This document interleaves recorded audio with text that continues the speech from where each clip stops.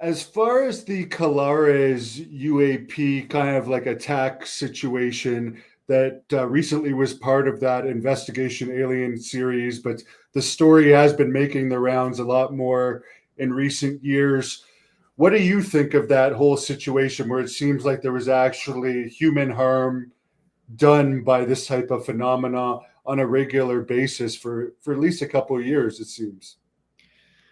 Well, we know that the whole human harm issue is almost the most sensitive part of all of this.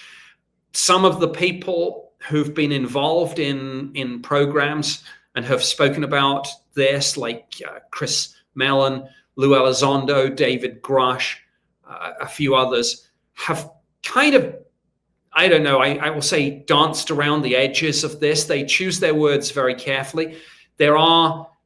It's somewhere in the DIA reading room.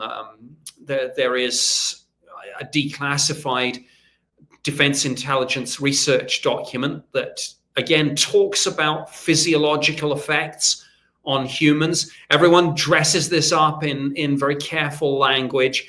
The British government, too. We did an intelligence assessment where, again, we danced around this issue by using the phrase UAP radiation. And we talked about how, for example, some of the Rendlesham Forest incidents, witnesses were exposed to that. Colares, absolutely. Maybe you can get away, whoever or whatever is operating these craft, maybe they can get away with more in certain geographical areas than others. But what I do know is that the UAP task force and then ATIP and then now Arrow, the people involved with those US government programs on UAP, they have information about Colares. How much of it will come out, I don't know.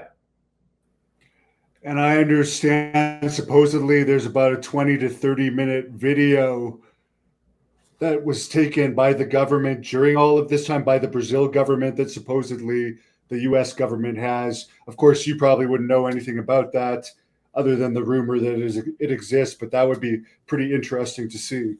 Yeah, I mean, just the compartmented nature of information on this topic means that I would not have been read into any program on that, and I've certainly not seen it. I'm sure that if anyone has it, it probably is in some basement office in the Pentagon somewhere. And who knows? Maybe this will be the subject, I hope it is, of a future congressional hearing, because of course Congress, both in the Senate and the House, has been holding hearings on this and has in parallel been receiving classified briefings. I'd like to see some people interviewed and testifying under oath. But of course, the problem with that, as you know, is the moment you hit the really interesting but sensitive bits, the witnesses kind of say, well, I can only discuss that in a skiff. And obviously it won't then form part of the public hearing.